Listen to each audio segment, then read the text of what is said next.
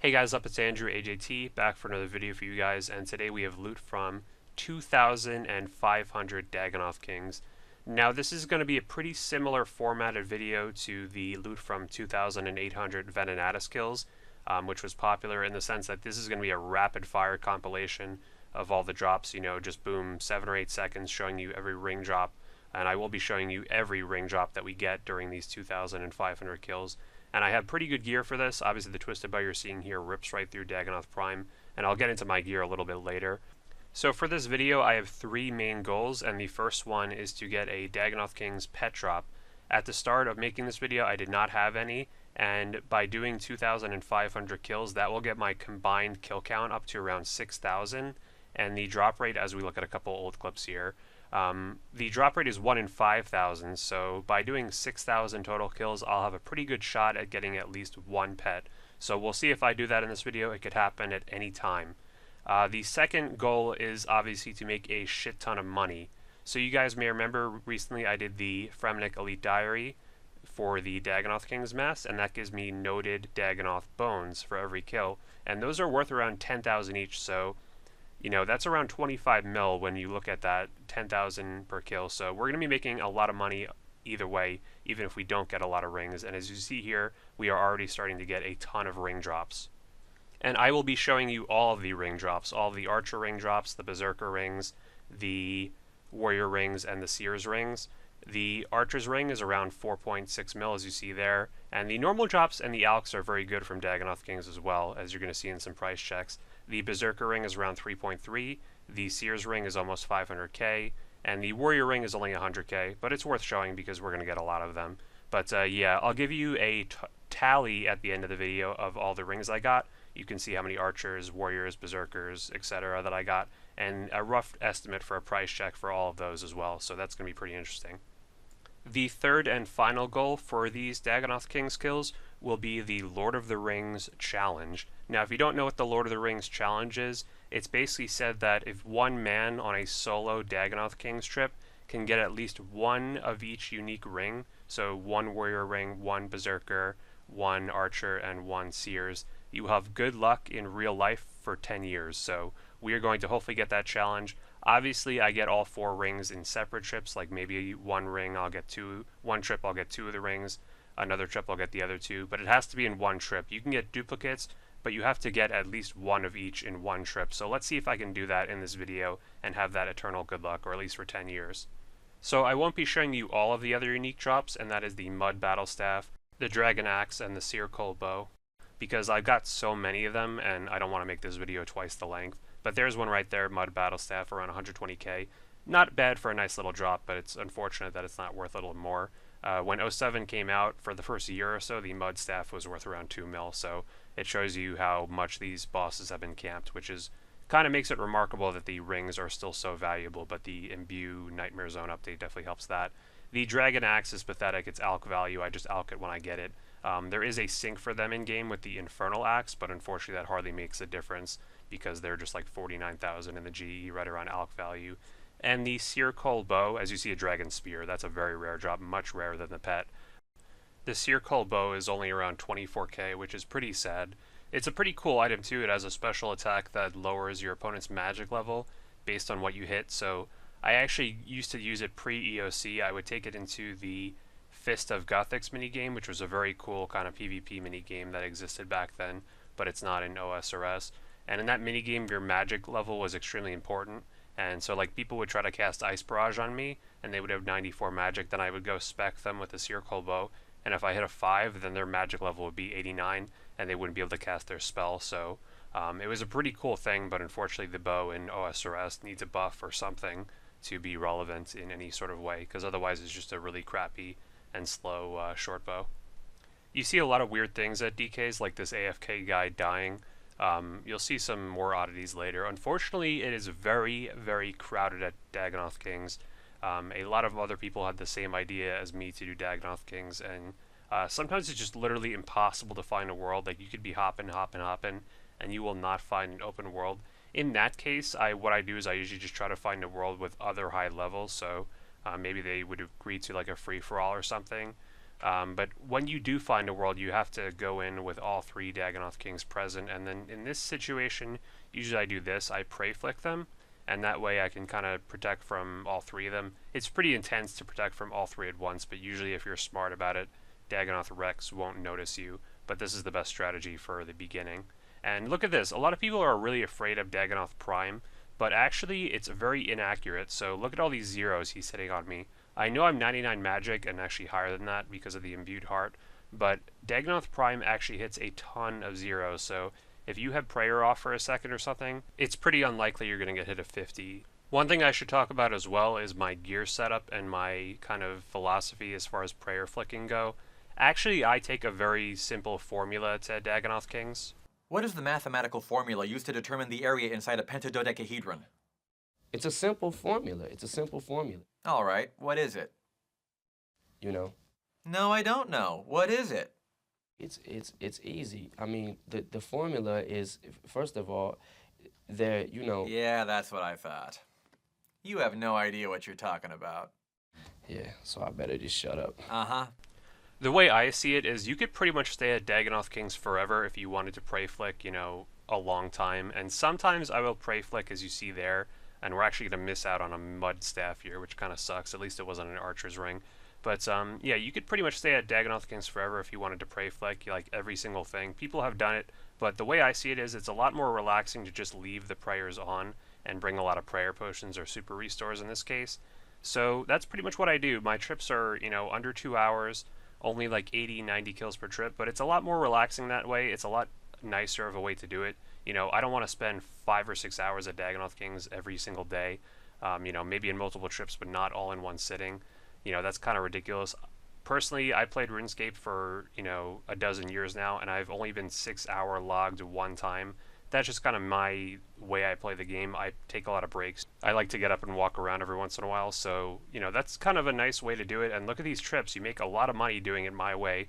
10 mil this trip, 2 archer's rings, so... And that's part of the reason I don't have a lot of switches either. You know, you could bring Armadillo, you could bring Bandos, all these switches, but it would just mean less prayer potions, and it'd be less relaxing of a boss to do. My only switches I have to do are the 1 amulet switch, the Occult Necklace, which is obviously worth it because 10% magic damage is huge, and the Fury, which can cover melee and range. Then, of course, the Whip and the Defender for Supreme, as well as the God Sword, which is good for if I ever need healing with the SGS, and the Claw Spec, which can do a lot of damage quickly. The SGS is also a good final hit, like if you need that big KO hit just to knock off 30 damage right at the end. And of course the Twisted Bow is just the 1 item switch, as well as the Trident of the Swamp Trident. So very relaxing way to do it. You also get a lot of hard clues from Dagannoth Kings. Look at that good clue loot. I got a lot of hard clues done. I have over 200 done now, but here was a good loot to show you guys. You can also get some elite clue drops, but they're much rarer. They're 1 in 750, whereas the hard clue drop is actually pretty common. And of course I save these and use them for the master clues. I have about 60 master clues done right now. I'm going for the 100 mark and also for the Bloodhound pet. It's really the new OSRS gear that makes these bosses possible to solo by yourself. When OSRS came out, there was no way you could possibly really solo Dagannoth Kings by yourself. One, because if you died, then your stuff would be lost forever. There's no way you can make it back here in 2 minutes to get your stuff. Now, you know, the stuff appears for an hour and only to you, but back then anyone else could pick it up. And also, the new gear is huge, so the Twisted Bow and the Blowpipe obviously kill Prime much quicker. Here's another good clue reward. Back then you would have to use the Rune Crossbow, you'd have to use a normal whip to kill Supreme, you know, you'd have to use like Ice Barrage to kill Rex, so there's no way you could really kill the things fast enough to keep a cycle going like you can here with claws and all these things. Like, you would just be getting attacked by all 3 of them at once back in the day if you tried to solo. But now it's pretty easy to do it solo with all the advanced gear we have, which, again, maybe takes a little bit of the charm away from this boss. It might be nicer if it was like a team boss still, but now it's just too easy. In fact, you actually couldn't get here by yourself back in the day because you needed 2 people to get through the Waterbirth Island dungeon. Now you can just use the pet rock. But what is this? A 3rd Seer's Ring this trip. Can this be a sign of good luck? 3 Seer's Rings so far. I wish they were 3 Archer Rings, but I can't complain. Maybe we can get some more rings. Look at that, a Warrior Ring. Again, you know, the 2 worst rings, but I won't complain. Could we get some more maybe? Maybe could we go for an Archer's Ring here? Holy shit, Archer's Ring. Now we just need the Berserker Ring to get the Lord of the Rings challenge. Can we do it? Can it be this next kill? Let's take a look. One more hit here. 61 XP drop, and oh my god. Boom. Lord of the Rings challenge completed. We got all 4 rings with 3 Seers rings. That is pretty incredible. That's the first time that's ever happened to me. I know other people have completed this challenge in the past, but that's the first time I have ever done it. And a Seer Call for good measure, the very expensive bow. But yeah, that's a pretty nice challenge, and look at that price check. 10 mil for the Lord of the Rings challenge completed with 3 Seers rings and also a decent amount of alch value as well, and the clue scroll. So very nice to have that challenge completed.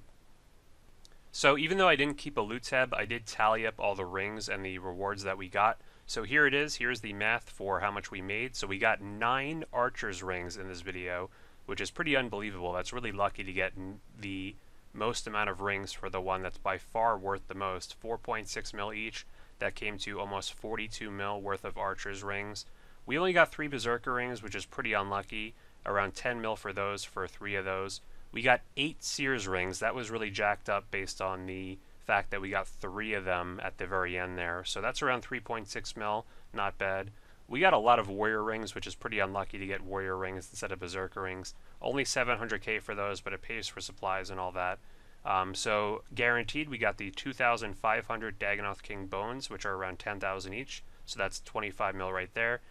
For the uniques, we made around 15 mil, probably more, honestly. There are the helmets, the rock shell plates, the mud staves, dragon axes, battle staves, so many things that add up very, very quickly by the end of the trip. U-logs, and also the clue scroll rewards. I did maybe 10 to maybe 15 hard clues during this process, so I would say at least 15 mil made from the other drops, maybe even a little bit more. So it comes out to around 100 million GP total profit. So we completed 2 out of our 3 goals in this video. We made a lot of money and we did the Lord of the Rings challenge, but we did not get a pet drop. I have around 6,000 Dagannoth Kings killed at the time of editing this video, so with the drop rate being 1 in 5,000, we are kind of over the drop rate in a way and getting a little bit unlucky here. It's hard to say that after making all that money, but yes, we are unlucky for the pet. I should kind of have one by now. Of course, it doesn't always work out that way, and we're just going to have to keep at it. I'm not sure if I'll go for all 3 once I get one. You know, once you have one of them, I'm still going to be killing all 3, so there's a good chance of getting a duplicate, so it's a little bit more fishy. So I definitely just want to get at least 1 for now, and then we'll see about getting all 3. Maybe I will go for all 3, just because it's fun being here, but who knows, you know, I'm not too annoyed by it. At least we made all that GP money, and I could put that towards more gear to kill these guys even quicker. I do want to ask you guys, though, kind of a fun question. Which is the best Dagannoth King's pet? In fact, actually rank them for me in the comments. To me, the best one is actually Dagannoth Rex. A very controversial opinion. People think the pet looks stupid, but I think it's actually the best looking one. The second one for me is Prime. I think looks pretty cool, and then I think the Dagannoth Supreme pet actually looks kind of weak. So yeah, rank them in the comments. Which is your favorite? And do you have any? Do you guys have any pets? I bet a lot of people have the Dagannoth Rex one because people used to camp that solo, and sometimes people still do with Ironmans and such. So let me know your favorite Dagannoth King's pet in the comments, and also whether or not you have one, and if so, which one is it. But with that said, that's going to do it for this video, guys. This video took a long time to edit, so I'd really appreciate a like. That would help me out a ton. I had a lot of fun making it, of course. It was really nice getting all these clips, getting all these ring drops, and showing you guys them in kind of that fast-paced kind of loot video. Let me know if you guys enjoy this type of video, and if you did, I'll put the Venenatus video, which is very similar to this, in the end screen if you guys haven't seen that. Please also subscribe if you haven't already, and be sure to click the bell to get notifications.